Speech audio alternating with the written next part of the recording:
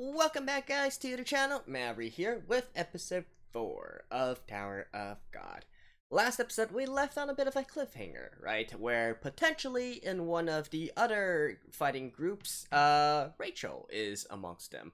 And in fact, that is the group that came with some rather heavy luggage, right? They apparently killed, or at least defeated, all the other groups during their preliminary test, and are probably aiming to do the same thing in this King of the Hill test as well. Now, I do think that that is most probably Rachel. I'd say, personally, maybe over 90% chance that it's Rachel, because it kind of makes sense, right? Rachel, I get the feeling that she wasn't completely forthcoming with everything she knew about the tower. She has lots of mysteries to her, and she doesn't necessarily have malice in her intentions, but let's just say that I think she has some other considerations that she needs to be considerate of, let's say. So I do think that is probably Rachel, or at least someone related with her. We'll see in the episode. I also made the prediction last episode that Bam's group is not going to be the one that actually advances. I actually think it's going to be that girl's group. The reasoning for this being that, with all the other, I guess, friends, acquaintances they've made along the way, I feel like it makes more sense for Bam and the others to still proceed, via the same pace, right? So they will continue to do all these various tests together, instead of them jumping ahead and heading into the tower first, right? So I don't know, it just makes sense from a storytelling standpoint to do this. Let's see if that turns out to be true or not. Alright, so I skipped the opening as usual. Let's begin in 3, 2, 1, play.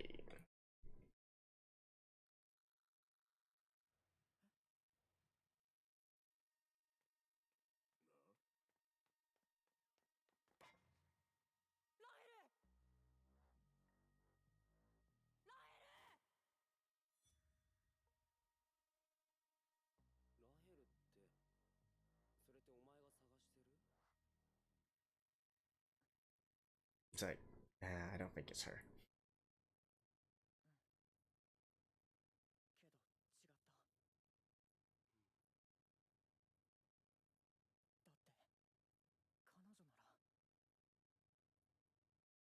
Eh.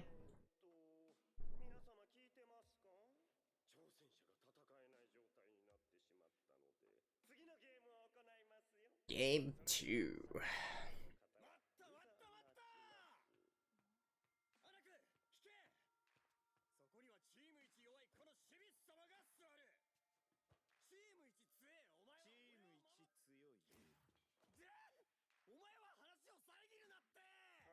Can they actually do this?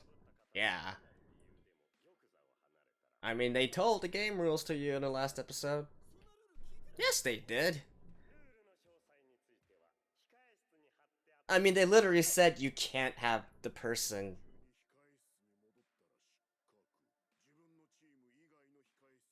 Oh, really?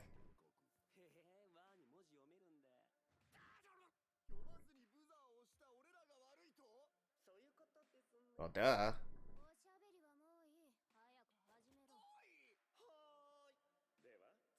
No, but typically, I mean, it would be expected. Like, I never expected her to be able to switch members. I'll just defeat them all.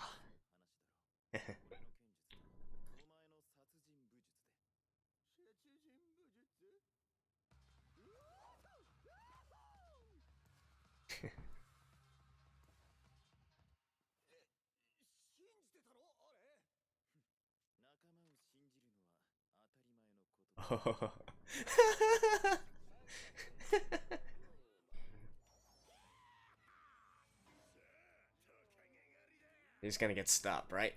Yep.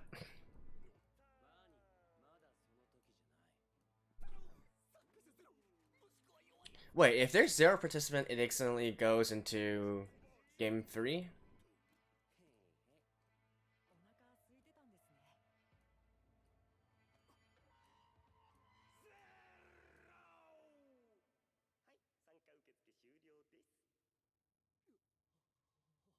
No one signed up? Oh, no. One team's lined up. Two.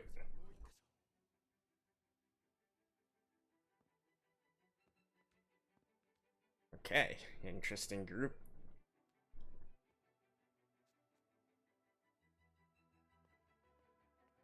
Oh, this group.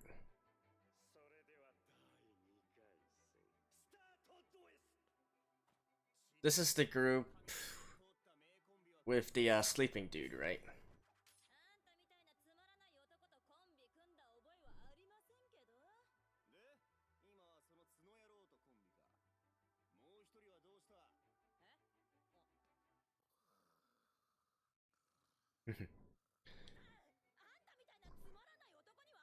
This guy's probably, the sleeper.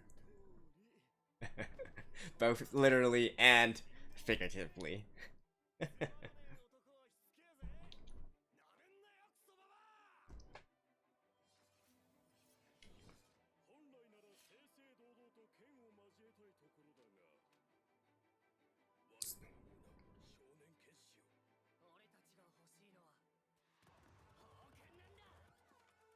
Instant.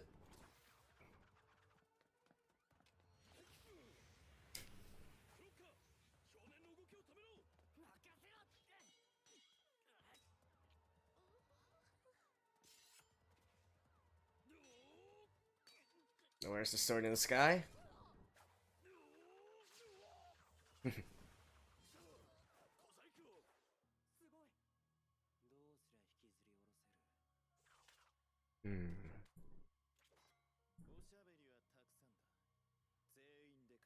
He must be fired up because Lizard Girl one-upped them. Oh. Damn, this guy actually isn't too bad.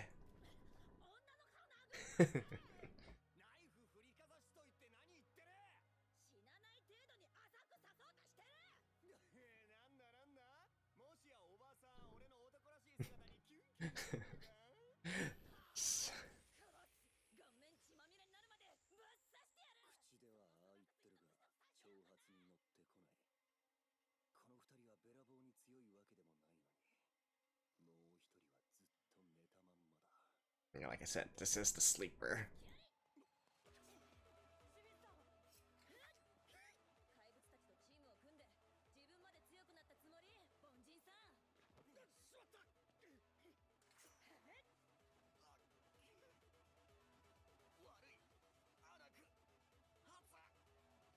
Hmm? Hmm?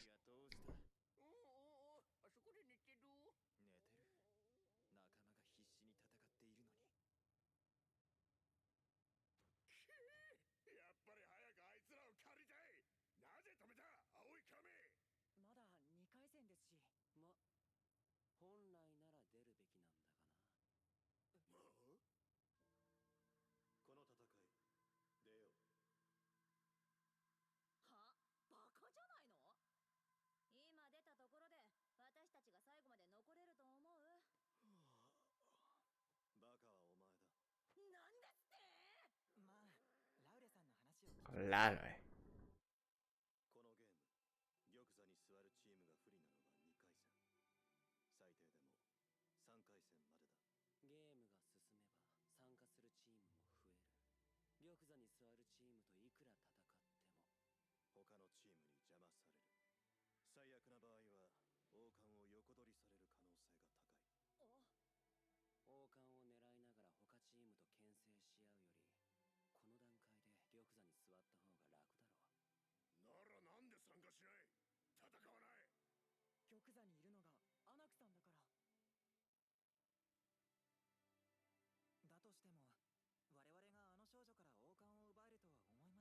It's like, I can.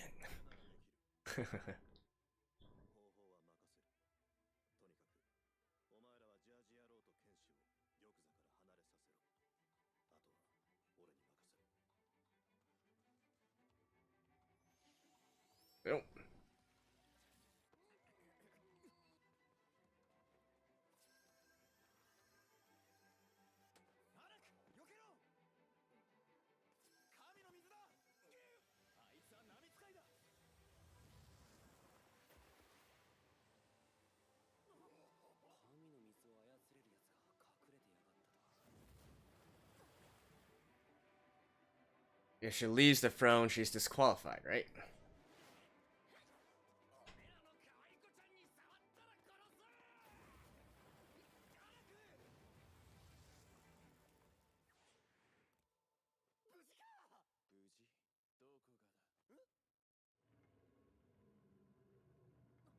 Hmm.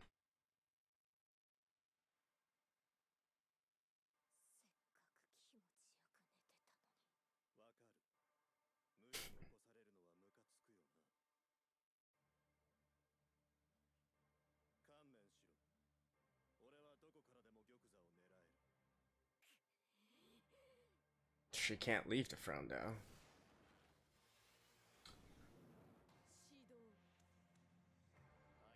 Ooh. She can attack anywhere from the throne?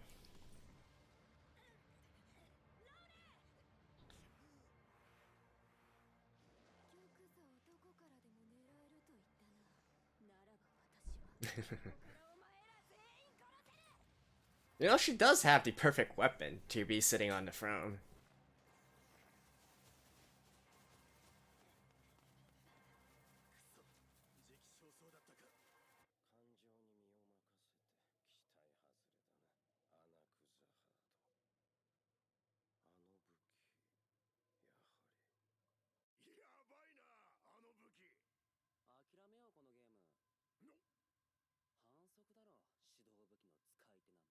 Mission weapon.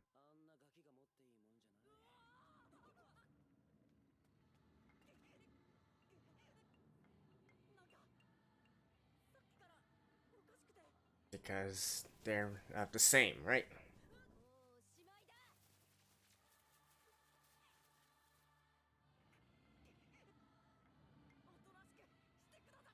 Is it gonna interfere?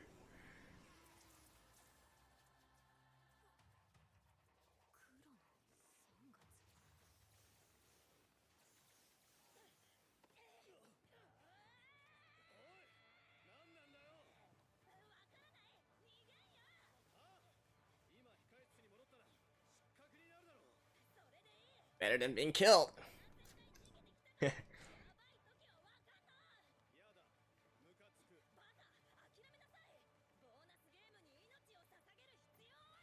Yeah, it's not like you'd be completely disqualified from everything.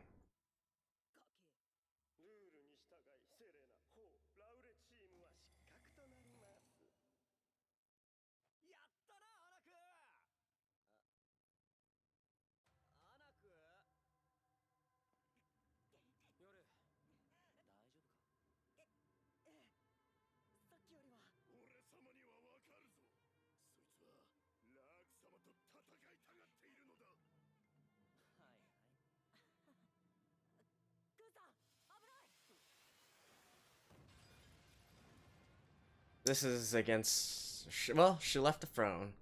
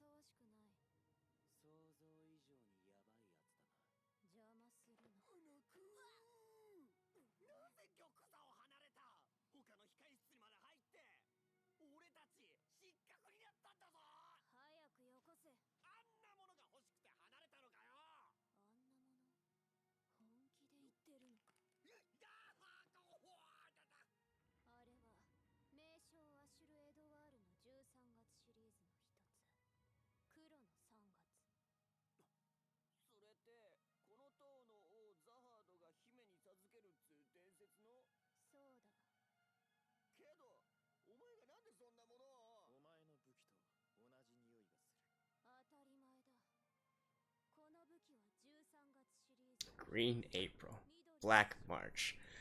So, okay.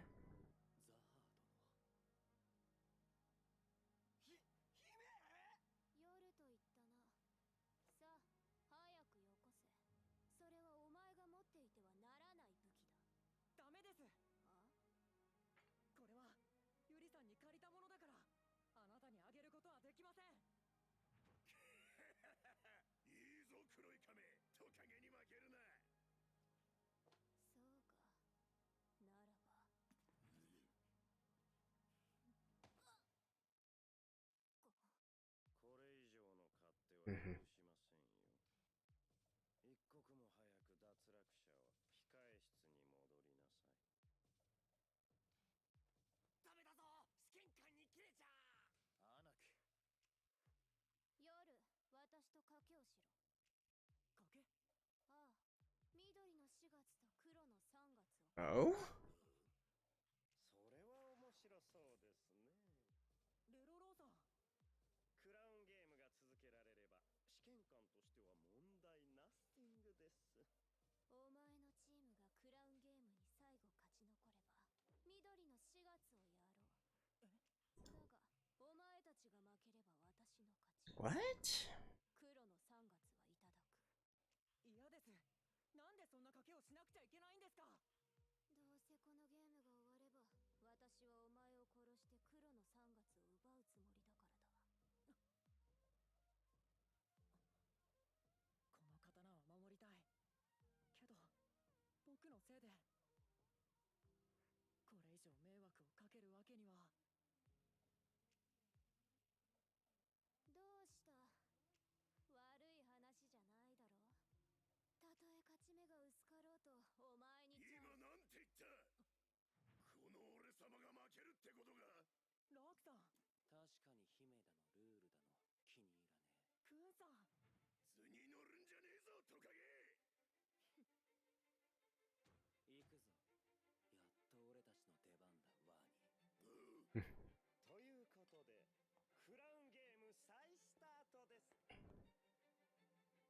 It's not really bad making decision anyways.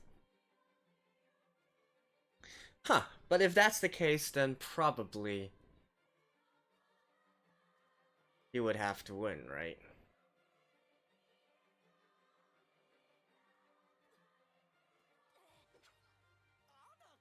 これ以上チームに迷惑をかけるな。何がチームだ。おい待てって。何が悪いのよね。偽物に偽物って言って。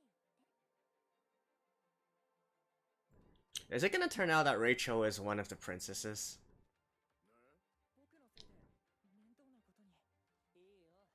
結果的にトカゲを玉座から引きずり下ろせたんだし。それにお前すごいよ。トカゲに黒の3月を渡さなかったら。それはラヘルが。人を裏切っちゃダメ。何があっても絶対に。特に女の子は。どうして？女の子を裏切るってことは世界を敵に回すのと一緒だから。 Okay. Only girls? What about guys?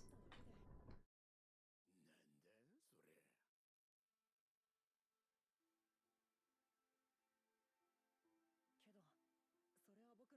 けどそれは僕の勝手で僕は弱くて役に立たないのに。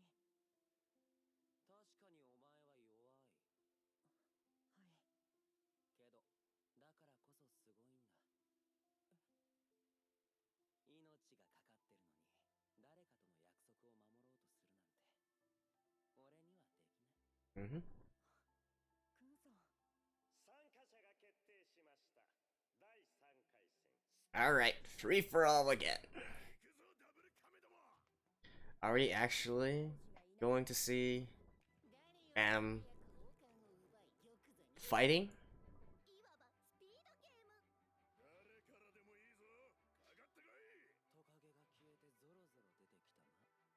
私には神の水を操る杖が。ゴムのような体が。 Okay. ジャンプ力がある。この勝負もらった。 Boom. Who's the one that did it? Oh. Coon. Just like that. はい、ゲーム終了。 Wind. 面白くない。何を言ってんだあのバカガメは。さあ。来いよ。俺に勝ったら王冠をくれ。 Wants to give them a beatdown. Is this an intimidation tactic? He wants to prove that even though he's faster than them, he's also stronger than all of them. やっぱめんどくさいや。はーれ。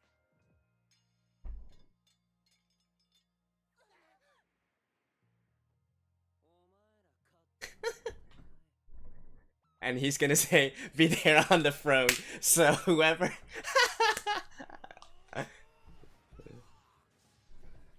he's a genius. Because after you get the crown, you still have to sit on the throne, right? And he's waiting there on the throne.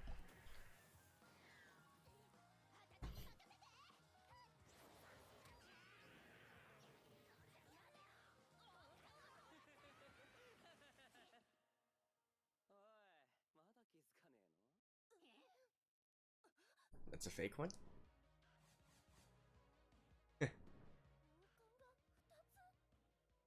青い亀ばかり楽しんでつまらん。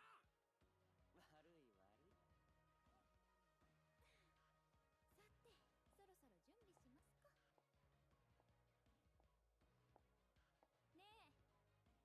て、そろそろ準備しますか。ねえ、全員殺しちゃっていいよね。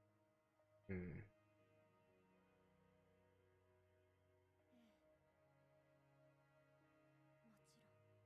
ん。 Hmm. What is she? Who is she? Circumstances? Amnesia? Memory loss? Something like that? Twin sister? Who knows? Alright, see you guys after this.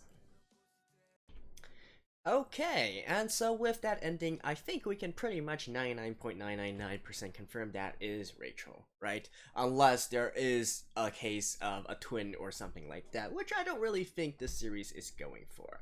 So, then therein lies the question, I'm just gonna assume that's Rachel. So, what exactly happened, right? Why is she all of a sudden being so nonchalant about even killing Bomb, right?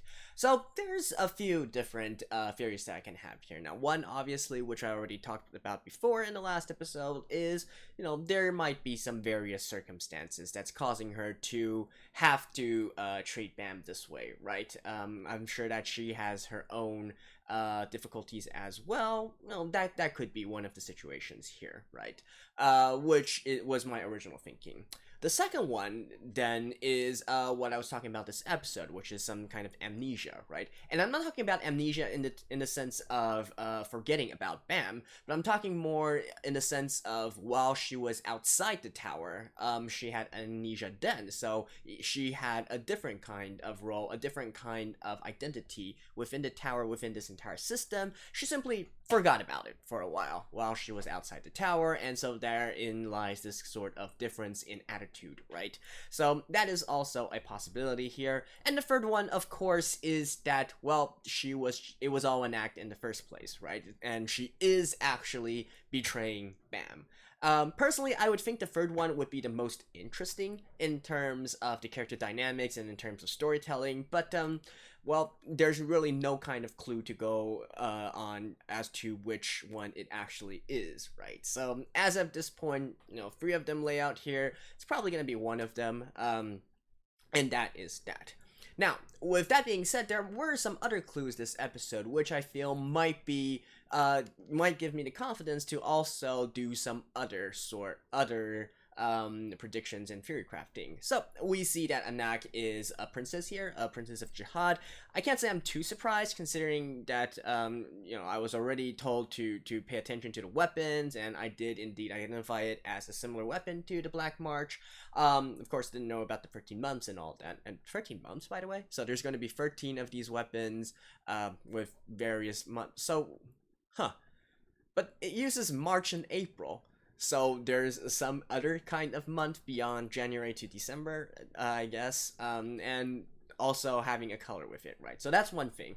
But anyways, as I was saying, because originally they already said that these weapons could only be used by the princesses, or they were items of the princesses, I wasn't all too surprised that Anak was a princess. Now, obviously, her princess status might come into some you know, there might be some controversy over her princess status, right?